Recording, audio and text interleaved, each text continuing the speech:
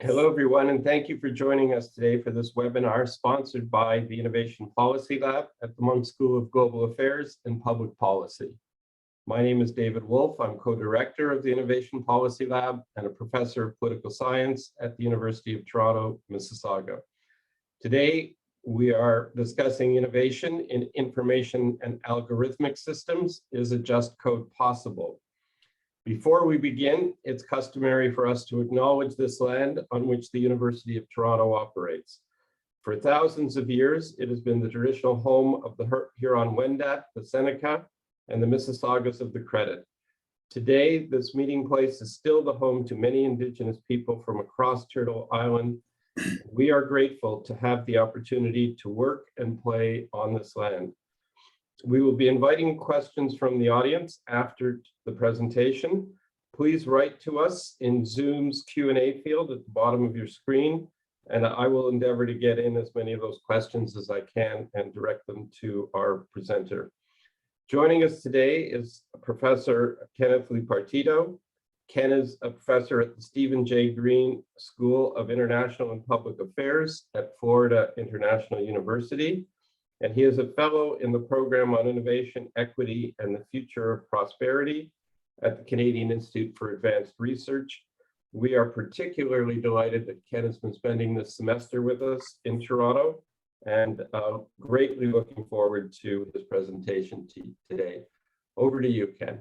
Thank you so much, David. Thanks to everyone who's joined us. So assuming I can do this, I will share my screen and you'll see some of the things I have to show you.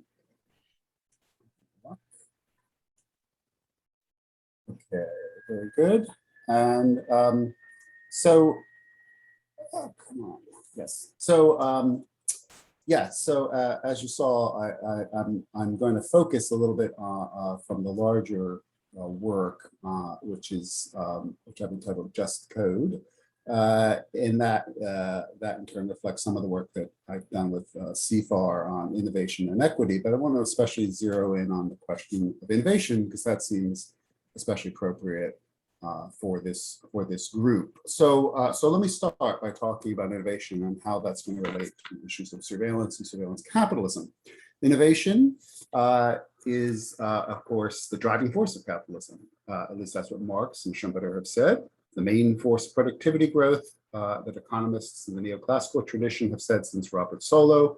It's disruptive of existing practices, says Clayton Christensen. It involves the state, markets, private entrepreneurs, corporations, networks of firms, geographic districts, all sorts of institutions. You name it, it's deeply embedded in modern life.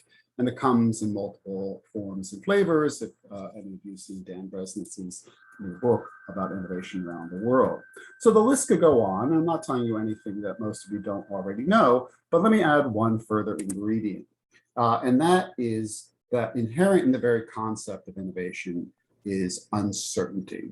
And just to tell you where some of this is coming from, this is I have to, my publisher would not forgive me if I did not show the recently published book by the University of Pennsylvania Press, an edited volume I've done called Surveillance Capitalism in America, which actually includes an essay even by a member of the University of Toronto faculty, Dan Guadagno. So I'm going to pick up the idea of surveillance capitalism and especially the dynamic forces of capitalism that we connect with surveillance, or that many have connected with surveillance. But I think it's important to start with uncertainty as an inherent feature of innovation. Uncertainty was central to both Keynes's critique of efficient markets as well as Hayek's critique of government planning and innovation, and indeed could be found in the work of Kenneth Arrow, so Arrow in the middle, Hayek on the left side, or my left side, and Keynes on the right. Kenneth Arrow, who provided both the mathematical proof for general equilibrium, and then spent the rest of his career showing how unlikely such conditions for optimality actually were, especially given issues of information asymmetry, moral hazard, and the like, which, as he said, were ultimately rooted in uncertainty. If I were to put a fourth economist up there, and probably others, I would put the American neoclassicist Frank Knight, who started down the road of distinguishing uncertainty from risk. So what are the sources of uncertainty? Well, one form of uncertainty we can call technological, for want of a better word. And this is often what we think of when we think of innovation, although we could extend it from technology as an artifact to technology as systems, networks, and organizations. Looked at from the perspective of an investor, this uncertainty means you can't be sure or fully calculate the risk and probability of returns from your investment. I mean, you might be investing in the last buggy whip maker just as the first Model T rolls off the Highland Park assembly line. Or you could look at it from the perspective of Marx and see yourself as a hand loom weaver just at the moment when the first mechanized spinning and weaving factories are opening. So if there's true innovation, if there's something that is actually new and not seen in the world before, it tends to be shrouded in lots of uncertainty, and uncertainty then becomes an important part of the dynamic by which capitalism works and changes. Besides these sorts of technological forces, we could also look at market sources of uncertainty, financial instruments, for example, that link parties and counterparties, where a failure or panic from one part of the economy can roll through other sectors or indeed the entire macro system. Or at a more micro level, any business has to worry that customers might flee and leave it with unsold stock, or that crucial supply chains might fracture and leave one without anything to sell at all. Tastes and styles change, often due to other subsystems in society linked to culture and politics that have their own dynamic. Now, to some extent, uncertainties can be transmuted into risks, that is to say, something that could be assigned probabilities and calculated with enough information. Economic forecasting, macro modeling, a host of devices to shift risk from those who don't want to bear it to those who are willing to bear it. We could also include cultural devices, imaginaries, and narratives that seek to predict the future and overcome actor uncertainty. And you just have to listen to Mark Zuckerberg wax eloquent about the metaverse, or go back 20 years and read Bill Gates or Thomas Friedman talking about the flat earth. Now, of course, such imaginaries are often wrong, but then so are other calculative and risk-bearing devices. Just witness the 2008 financial crisis. But with uncertainty, they also serve another purpose. They motivate and guide action and enroll and coordinate the actions of others.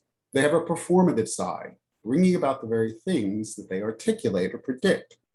At least they can do this for a while, as for example, when they create investor bandwagon effects that flood industries sectors with venture capital, though they might also stave off the ill effects of other imaginative enthusiasms. Notably, for example, when Mario Draghi said simply, whatever it takes to end the financial crisis in the EU.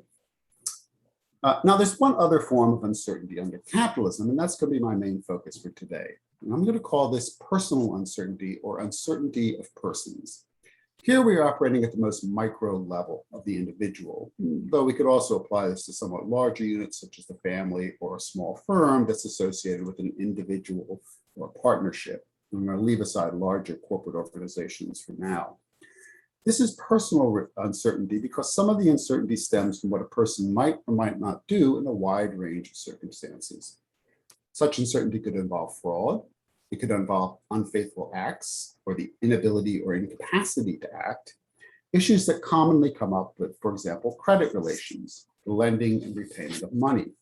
After all, the word credit derives from the Latin to believe or to trust. But how do we know who we can trust? Absent some way to measure, calculate, or assure trust, we are highly uncertain. Now, Adam Smith thought that markets would inculcate just this sort of trust, at least under competitive conditions. Consumers or lenders would learn who was dependable, which baker's bread was not adulterated with sawdust. In modern society, this presumes levels of knowledge for often complex products that involve distended buyer-seller or lender-borrower relationships. Learning the painful lessons of, say, a flawed or unsafe electronic product, a motor vehicle, or an airline is not exactly something that most of us want to be guinea pigs for. Indeed, the lack of trust and this levels of uncertainty stemming from our deep ignorance of such technologies would probably shut down many markets. Now, throughout history, the problem of trust has probably been a constant. Indeed, as Shakespeare put it in his play, The Winter's Tale, a cautionary tale of trust and deceit, What a fool honesty is, and trust his sworn brother, a very simple gentleman. These words are spoken by the itinerant peddler, vagabond, and pickpocket Autolycus, shown here in a lovely 19th century representation. Of course, Shakespeare's Elizabethan age was undergoing a market and financial revolution, and it's significant that Autolycus is an itinerant peddler. Here he's about to take advantage of some naive peasants and milkmaids, right? So he's an outsider. He is someone that they cannot trust, but he's able to inculcate confidence, the kind of classic con man relationship. Now, while some of the uncertainty about persons is personal, some of it also comes from the embedded nature of market relations. I mean, even honest people may go bankrupt as a result of the actions of others. It's the interconnected nature of markets, and not just capitalism itself, that's at work here. The whole of modern society, with its market freedoms, its long schemes of interrelationships, its actions over great distances, and its freedoms from the strictures of tradition that permit innovation in the first place, are what is behind much of the uncertainty and inability to know who to trust and what to trust. In such a world, how do you know who you can trust? Well, any rational actor will try to alleviate as much of this uncertainty as possible. That is to say, they will try to transmute uncertainty into calculable risk. Indeed, that may not even be enough. If they can gain a level of control over the behaviors of others to make them stable and predictable subjects, then they've actually gone beyond mere risk and actually assured their own future. And this is at the center of Shoshana Zuboff's important book that's received much attention using the term surveillance capitalism. Her argument that by vacuuming up the data exhaust of our lives, the great surveillance capitalists, Amazon, Facebook, Google, and others, can train algorithms that will predict our behavior, and with it control the future by making us disciplined subjects of those very predictions. Now, one thing I do want to show here is how this word surveillance capitalism, which I've embraced and which obviously is central to a lot of discussions now, is a relatively new phenomenon in the history of talking about related phenomenon, notably information. Information became an important topic of discussion in economics, sociology, politics, and other disciplines sometime in the early mid-1960s with words like the information age and the information economy. It is interesting to note how those terms are starting to decline in importance and surveillance capitalism is starting to pick up. And I think this is a really significant change because the words information or information age or economy imply a certain kind of transparency, a certain sort of mutuality of relationship, a way in which two parties are able to, well, inform or gain knowledge in some sense of an equal way that would permit economic activities to go on. That's a very standard way in economics to think about information, but I think what we're seeing today, and I would argue actually in the past of capitalism, is something that is much less equal and much less about transparency than about a kind of one-way optic that would be much better characterized by the term surveillance, right? This is not a system of equal information. This is a system that's actually designed to produce asymmetrical information for the purposes, strategic purposes of profit and control. And that's, I think, kind of what lies even further behind Zuboff's book and other works that embrace the idea of surveillance or surveillance capitalism.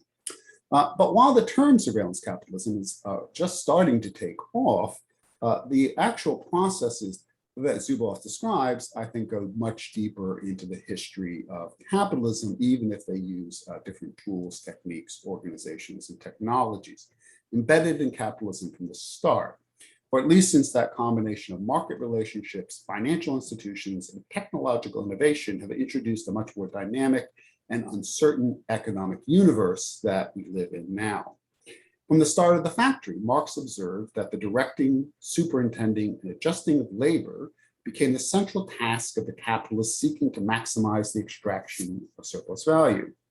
Observing, recording, directing, and monitoring large workspaces, what E.P. Thompson called time and work discipline, continued through the industrial era, notably with the systems for measuring and monitoring work and disciplining workers devised by Frederick Taylor. Systems, it should be noted, that were birthed first in the detailed account books of slave labor kept by plantation owners in the American South and the Caribbean for cotton and sugar production. Consumption as well has been carefully monitored throughout the history of capitalism, from the first advertisers who desperately sought ways to prove that their efforts actually bore fruit and profits for those they sold advertisements to the post-World War II marketing gurus who emphasized sophisticated methods of polling and sampling consumers, men like Paul Lazarsfeld, George Gallup, Daniel Roper, and their modern successors, to the simple but effective loyalty cards and coupons that gathered information on spending and consumption habits, to barcodes on products, to Amazon's new physical cashierless stores using its just walk out technology that follows you as you shop.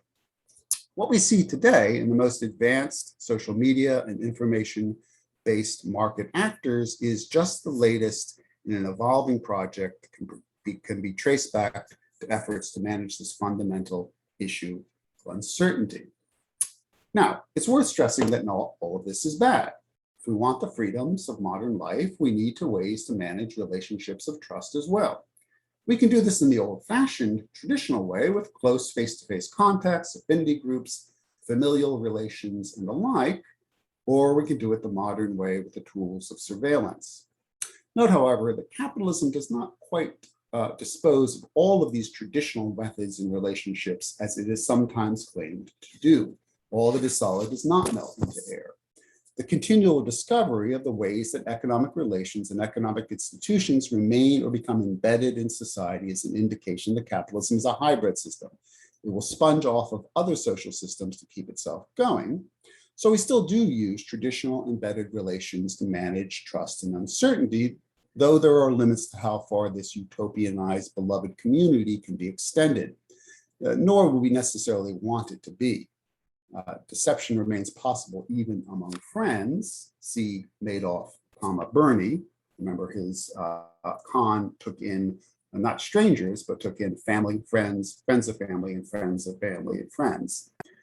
The sort of deep personal ties cemented by mutuality of identity, group membership, and education can also be highly exclusionary and unequal. Indeed, it's often the case that bureaucratic and surveillance practices are a response just to these issues in the name of fairness, transparency, auditability, diversity, and inclusion. But what's also apparent, as I'll show, was recognized from the start, is that these technological systems and bureaucratic routines for assuring trust, reducing risk, and managing uncertainty are themselves liable to provoke the same issues of justice, fairness, openness, and transparency. In other words, when you offload, as it were, your trust onto some elaborate system or technology managed in ways that you have little access to, you have given over a lot of power to those who design and run those systems, especially when those systems are liable to huge scale economies, network effects, path dependencies that allow a relatively small number of them to dominate multiple sectors and multiple economic functions. You've given over a lot of autonomy to an immensely powerful but quite small group of actors.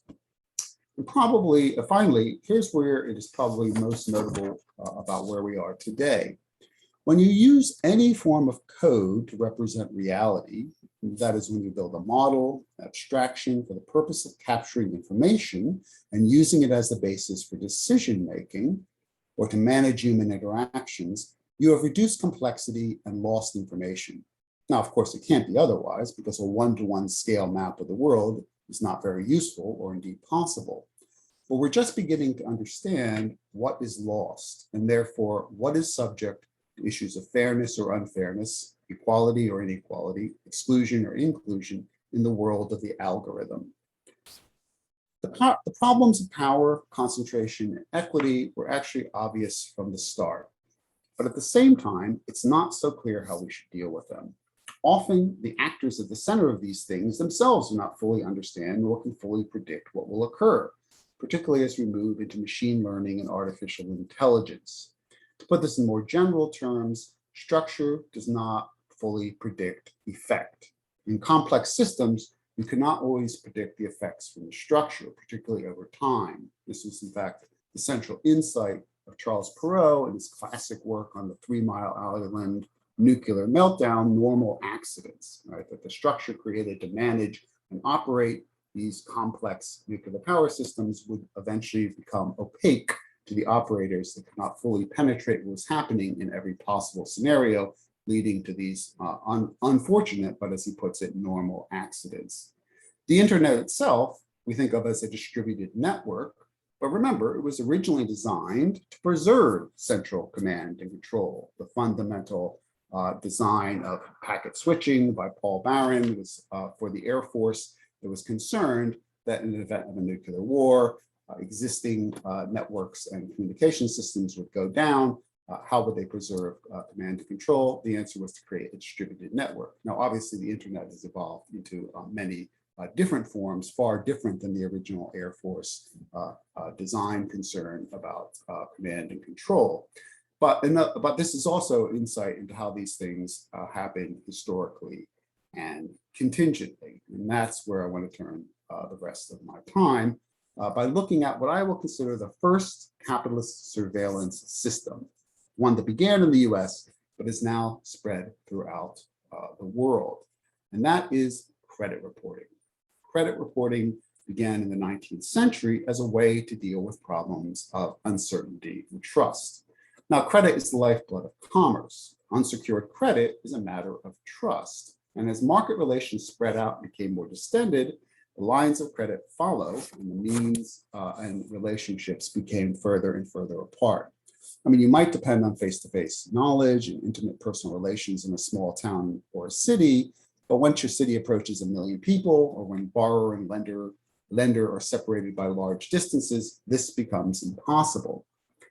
The use of credit is crucial in any commercial relationship, but the knowledge to manage and establish trust in credit is harder and harder to realize. Not merely trust in persons as individual, but also trust in persons who themselves are embedded and enmeshed in market relations. Would you be repaid? Was the borrower good for the money? Were they good at business? Were they capable of earning a profit and repaying it? Something that became a bigger and bigger problem as the capitalist economy of the 19th century became more and more dynamic, especially apparent in the crises or panics that began to occur 1819 and 1837, in particular being large ones in the United States. In fact, it was after the panic of 1837, or what we would call a financial crisis today, that a New York merchant named Lewis Tappan, who had nearly gone bankrupt because he had extended credit to those who could not or would not pay, came up with a solution, a financial surveillance device that gave financially powerful but informationally weak New York wholesalers like himself eyes on local markets and local retailers to whom they shipped goods on credit. Credit reporting agency, or what he called the Mercantile Agency. And I'm going to come back and unpack some of Lewis Tappan and his quotation there, as well as his subsequent career as an abolitionist, all of which I think are actually interrelated to the changing nature of capitalism in the 19th century.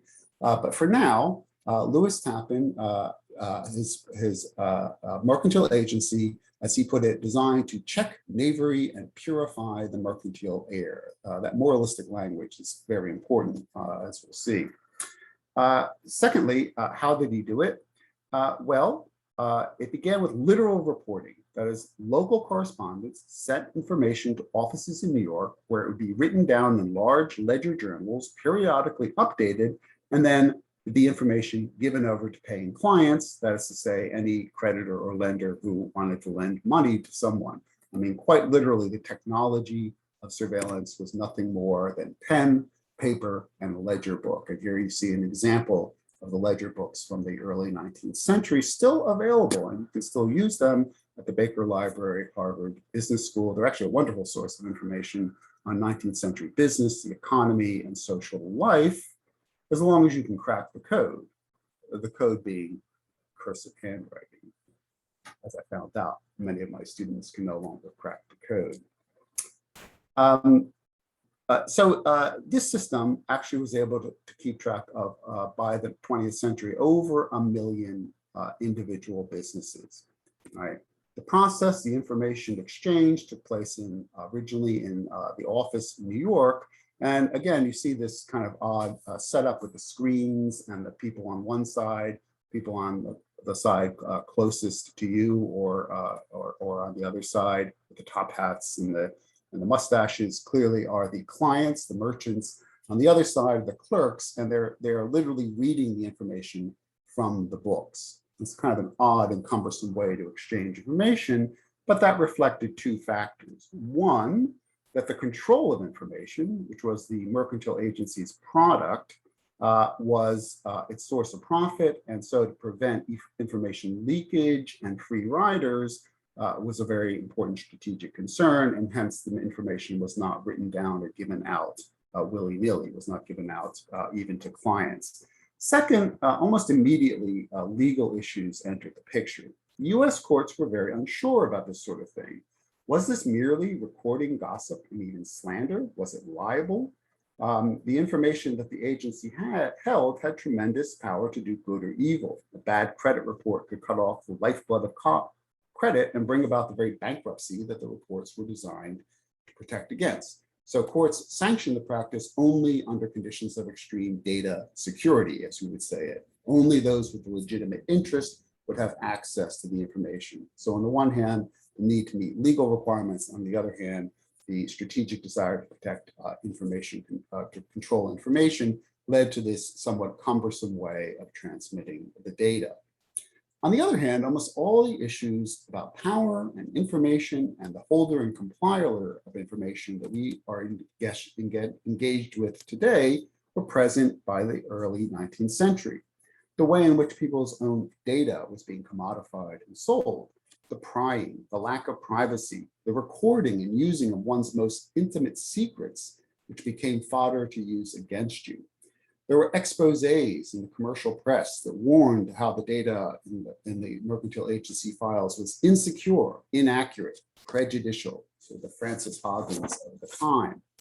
And while research has shown that the credit reports themselves were not overtly racist or anti-Semitic, or to put it another way, contained no more than the commonplace language in those categories at the time, the decisions of the creditors themselves compiled structural racism. It's at least the way we would put it now.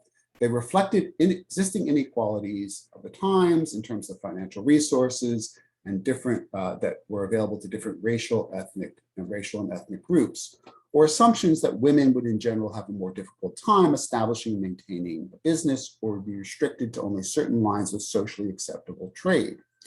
All this data surveillance and the attendant problems that they bred, of course, needed no more than pens, papers, and ledgers. Now, just to go back to the Tappan image for a moment, this is someone whose business was also reflected in a kind of moral narrative, I would call it, of how markets and capitalism should work, right? That this would purify commerce, that commerce had inherent flaws, but it could be rectified and it could be made better. It's not surprising that he was also linked to the abolition of slavery. Right? This is a believer in the virtues of the free market, and that includes the virtues of free labor against archaic forms of labor like slavery. That's the way a man like Tappan would have imagined it. So embedded in his project is also, as it were, a kind of moral narrative of how capitalism should work. And I think this is useful for us to translate to the present day, because for all of the talk about the kind of objectivity of data-based or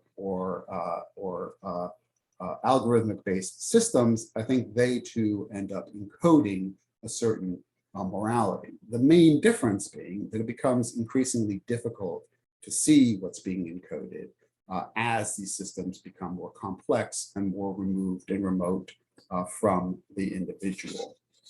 Okay, let me move ahead.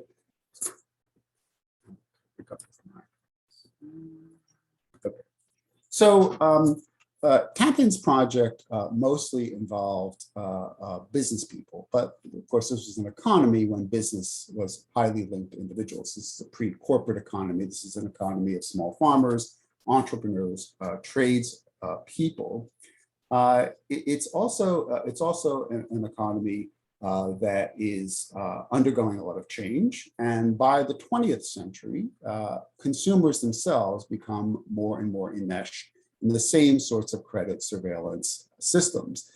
As people move from being self-employed to being employed in large organizations, both blue collar and white collar, as they begin to receive salaries, as they begin to consume more goods rather than produce them or make them at home themselves, as consumption becomes a more important part of social life and economic life in the 20th century, so too consumers begin to gain access to credit. And so too the systems of credit surveillance that first were applied in the mercantile and commercial sectors begin to enmesh more and more people, right? So the system begins to grow. Again, not necessarily a bad thing, because credit is a very useful tool for managing life. But as credit grows, so the need to find ways to inculcate or measure trust and to deal with uncertainty grow as well. I'm going to just skip ahead to the later 20th century, but I'll finish out one story about Tappan for those to see how the long history of these things actually brings us literally right to the present. Tappan left the mercantile agency quite early and devoted himself to the other great reform cause, not just checking knavery, but ending unfree labor. He turned it over to his partner, Benjamin Douglas, and Benjamin Douglas brought in his brother-in-law, Robert Dunn. The business continued as R.G. Dunn until in 1936 it merged with its main competitor, the Bradstreet Company, to continue on to the very present day as Dunn and Bradstreet. Okay, so the consumer became also caught up in the same systems, in the same ways of developing systems for assuring trust in the early 20th century. The big change in the 1950s was the creation of the credit card, and that vastly expanded the credit surveillance network. Stores had done it on a sort of individual basis in the early 20th century, but with the credit card, the consumer as well as the business became deeply embedded in systems of credit surveillance, vastly expanding and integrating data on people and eventually providing a way to standardize the decision side of credit as well. Once banks tried out credit cards and revolving credit in the 1950s, they realized that if enough people had cards, stores would be incentivized to take the cards and install the necessary processing equipment. In turn, this meant managing risks and losses required more information or greater surveillance capacity than ever before, particularly if it could be reduced to digital form, embedded in databases, and processed by computer. I should note, it wasn't so much that the old paper and vertical file system itself was necessarily overburdened. Indeed, large urban credit bureaus can maintain files on millions of people and issue thousands of reports a day. But speed and throughput mattered as well. Labor-intensive paper methods could be sped up if the information was digitized and kept in computer data banks and costs lowered. Lowered costs meant higher profits for banks, but also meant expanded credit for the consumer. Expanded credit in turn meant deeper enmeshing in the credit surveillance system. Storage and retrieval speed, in fact, are often more important than memory capacity in the history of information processing. With the advent of computers and a combination of new tech firms, notably the computer and aerospace conglomerate that originated in California as an Air Force contractor, TRW, began to acquire and consolidate multiple urban credit agencies, eventually becoming Experian, a company that continues as a credit reporting agency today. It wasn't strictly a kind of innovator's dilemma that was at work either. While another, a large traditional paper-based credit agency in Atlanta, Georgia, acquired computers and the knowledge of how to use them and transformed itself into Equifax, one of the other current big credit reporting agencies to the present. Placing data in machine-readable form also required a lot more standardization of content and categories so they could be coded for databases. And that in turn meant that multiple forms of data could be combined and cross-referenced, particularly as governments, large utilities, and the like began to do the same with their records, so that social insurance information, driver's licenses, gas, water, and electric utility bills could all be potentially accessible in the same way. All potentially useful bits of information for the art of making a credit decision. That's the way things stood through the 1970s as data had become digitized and embedded in computer databases. But the decision side, the decision algorithm for who should get or who should not get credit or what the risks were, remained unstandardized. With credit cards, banks issuing cards still had to set their own limits and decide on the basis of each customer how much credit to extend them. At least until about 1980, when two other entrepreneurs entered the scene, two men from Silicon Valley, one a mathematician, the other an engineer who had met while working at Stanford Research Institute, William Fair and Earl Isaac. They recognized that now there was enough data in computers, lodged in computer data banks, to apply statistical methods that could correlate patterns of behavior with likelihood of repayment when it came to credit. Data was now centralized in a small number of these computerized credit agencies like Experian and Experian and Equifax. This allowed them a massive set of data to test their predictive scoring methodologies, eventually resulting in the famous FICO, Fair Isaac Company credit score, a predictive algorithm that could be used to evaluate the risk that a borrower would repay or not repay a loan. So by the 1980s, the infrastructure, as we think of it today, was largely complete. It began to embrace, if not the entire population, certainly huge sections of the population, the system that could interchange information and would make decisions on the basis of a predictive algorithm, all the steps that had developed over the past 100 years. So what lessons might we learn about this history that we could draw on today? Well, first, that the systems we build to manage uncertainty are themselves uncertain and have consequences we cannot easily predict when we design or start using them. Right? The FICO score emerged out of a contingent combination of individual changes in credit using, the extension of credit from mercantile to consumers, as credit reporting moved well beyond its original conception in the world of Lewis Tappan. And the score itself became commodified and saleable to others, insurance companies, bond rating agencies, landlords, mortgage lenders. This is in general with surveillance capitalism. Because these things are useful, we come to depend upon them. After all, if this were pure evil, it would be easy enough to stop or get rid of.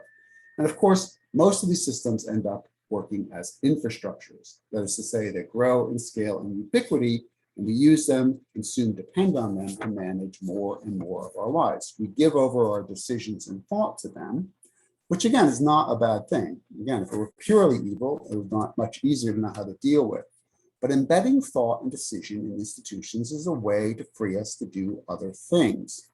But the institutions, whether we're talking about systems of technology or unquestioned rules and norms, are also very hard to change and will inevitably work to the advantage of some at the expense of others. Well, what role could the state play in all of this? Again, let's take a look at the history of credit reporting. Even from the very beginning, the state, at least in the form of courts, was uncertain about the validity of the practice and at least began to enforce rules about privacy and data security, though interestingly enough, not about the ownership of data, that is to say, the idea that people themselves had a right to own their own data, but they at least were concerned about questions of privacy. This also led to legislation as credit reporting expanded to consumers. For example, in traditional forms of credit reporting, as I mentioned, women were often discriminated against when it came to credit, or their worth was subsumed under the lives of their husbands if they were married, or if they were not married, they were carefully scrutinized for any signs of deviance, too many boyfriends, or any sign of non-conformity to heteronormativity. Credit reports like mortgage lenders essentially redlined most African Americans when it came to credit. In a world where consumers depended on access to credit to manage their lives, these were serious injustices. And the result was the passage of the Fair Credit Reporting Act in 1970 and the Equal Credit Opportunity Act of 1974. These banned gender and racial categories from using credit reports and gave consumers the right to see and correct misinformation in the reports for the first time. But it also had unanticipated results. For example, the laws pushed the computerization of credit even further. Computers were seen as a secure site. This is the mainframe era, right? So the image was that the computer would be locked in a room and only authorized personnel would have access to it. The idea that computers data are more secure rather than pen and paper seems to have obviously been exploded by the continual breaking in of supposedly secure consumer and other information today, but they didn't imagine the kind of fully networked world when they did it either. So also, one result of the law was to place more emphasis on standardized data, right? Replace the subjective decision-making with probability, scoring, and correlation, which in theory would eliminate certain prejudicial categories. But as we know, the algorithm still picks those things up, right? This is not hard to see in today's world, and it really wasn't that hard to see in Tappan's world when you go back and look at how the credit reports were done. It's not just credit, moreover, that the inequalities of society become embedded, right? For example, in employment, current algorithmic decisions by which applicants are screened, at least in their initial screening, can place emphasis on how far the applicant lives from the job, how far they live from the work, because correlations have shown that those who live beyond a certain distance will leave sooner, will be more often late, and will often be absent. Well, the result is in a society in which a group of people are ghettoized into one part of the city and the jobs are located in another part of the city without even trying. The algorithm has picked up the inequalities, which may be racially or ethnically based or class-based inequalities of society, and excluded those people from even consideration of employment. The same thing has happened recently with women and Facebook, where job advertisements based on an algorithmic system targeted the advertisements for jobs almost exclusively, indeed exclusively to men, because the algorithm had picked up the prevailing patterns of employment in the industry, and those prevailing patterns of employment were at that time mostly men in those jobs. Right? So it's very easy for these systems to pick up what's already out there and then to encode without even trying some of the problems or inequalities of society. Right? Maybe you've heard about Ask Delphi. This was a very recent thing, a prototype AI system that was meant to help people reach ethical conclusions. Right?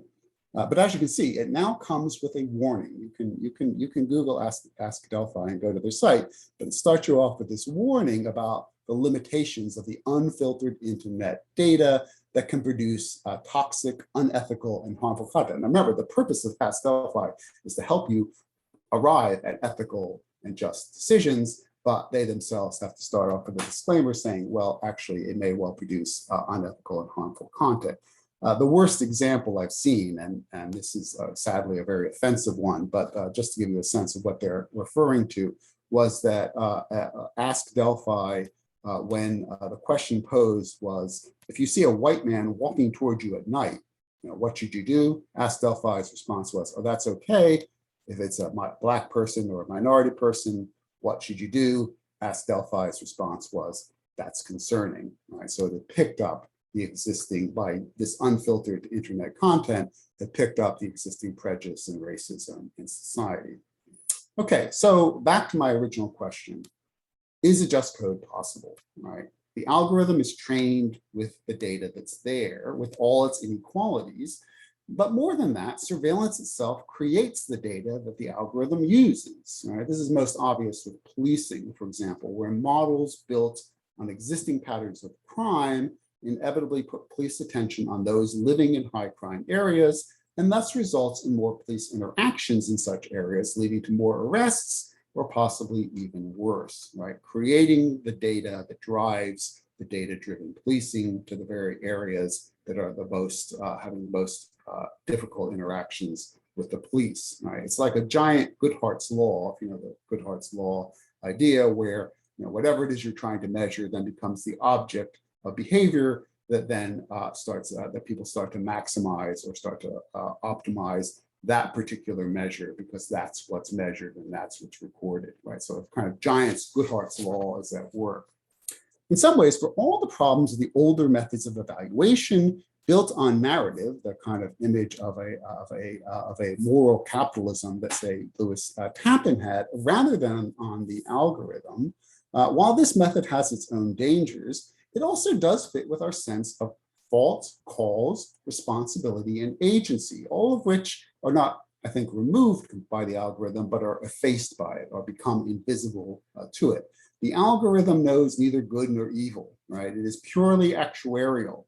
Does the data from your track record produce predictions that are of value? Does that in turn reduce risk and increase profit? So back to Zuboff's question, which I think is a very incisive one. She and other prophets of the computer, internet, and IE age have warned of seeking too much certainty, or at least what appears to be certainty. Only so long as the future is like the past can such seeking of certainty be sustainable. But the unpredictable and emergent system properties will upset this, right? This is again back to Perot's central insight about complex systems, but we could also look at the 2008 financial crisis and the assumption of the bond and credit rating agencies that they understood the tail risks of collateralized debt obligations using things like FICO scores proved illusionary, proved wildly incorrect, since these were based on past patterns and data. And finally, a similar problem may arise with innovation. While we increasingly innovate to place resources into innovative activities in the direction of things we can measure, audit, and account for, eliminating those narrative and imaginative elements. It is, as the critic Philip Agre, who wrote this 20 years ago, warning of AI systems, it is our engagement with the radical strangeness of the real world rather than the virtual world that provides the relationship between innovation and uncertainty. And if innovation depends on uncertainty, uncertainty means openness to new possibilities. Making everything predictable may well eliminate that. I want to thank you for listening to my talk. I'm happy to take your questions and answer as best I can. Thank you so much.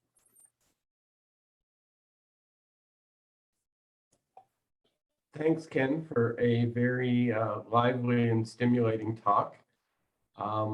Just remind people to use the Q&A in Zoom to forward their questions. I'm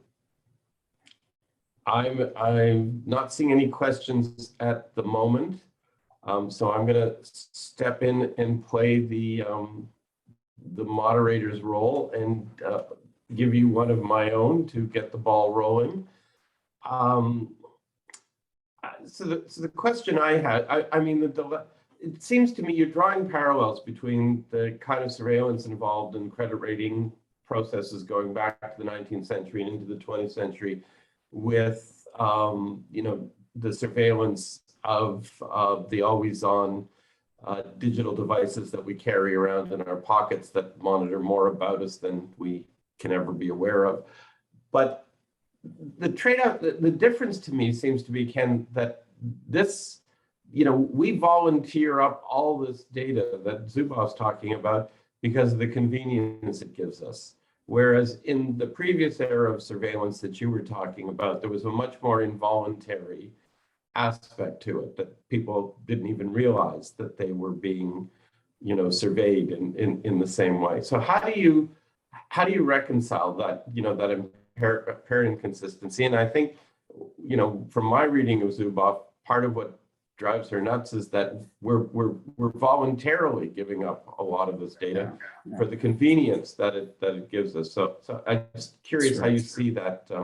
I mean, I think when for example, one reason I pick credit reporting as opposed to, say, workplace monitoring, and I think if I look, like I mentioned Marx, right? The factory is first thing the capitalist does, start to monitor. Frederick Taylor, scientific man. Those are much less voluntary situations, right? I mean, I guess if you want the job, it's voluntary, but you know, usually you have, like the Amazon warehouse, you usually have very little say, right, in the type of monitoring that goes on, or the delivery drivers. So I think there is always a part of, you know, that is this kind of profit-driven system that is kind of involuntary, right? And then there's the part that we think of as more benign and more voluntary, which is in some ways where she does talk about labor as well, but is especially concerned about kind of our everyday lives as citizens and consumers, right? I think that's not so different. I mean, you know, people were certainly aware of what Tappan was doing. And if you wanted credit, I mean, that was the way, that's what you had to be subjected to. Or with consumers, even more so, when stores began to sort of take down people's, have files on everyone who shopped at their store and whether they'd be given credit. And then, when credit card companies started saying, sure, we'll give you a credit card, but your data is going to be turned over to agencies that are going to monitor it, right? I think all of those cases we do become embedded and enmeshed, right? I mean, credit's a funny one because there's a kind of moral side of like, well, we should not be borrowing as much, we should not be using credit as much, there's too much debt, and that's a point. But it's kind of hard to imagine running your life today, certainly as a business, but definitely even as an individual consumer who's not in business, but just consumes. Can you really survive without being embedded in the credit surveillance system? It's not. It's.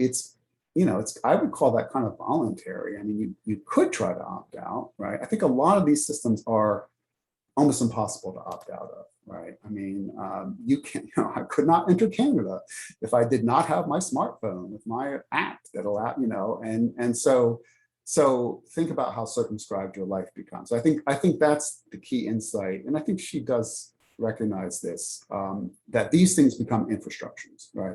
That credit becomes an infrastructure, meaning like physical infrastructures, like the roads and the planes and whatever other electric power systems, it becomes almost impossible to really opt out of it. So you could try to live without electricity or the internet, or you could try, but you are placed at a great disadvantage. So I would say on the one hand, it's less voluntary than we might think. On the other hand, it's not as draconianly forced as perhaps, say, in workspaces, or people who really, like the people at the lower rungs of society, who really have no choice. I mean, like with social services, you're often forced to go into certain types of surveillance systems just to survive.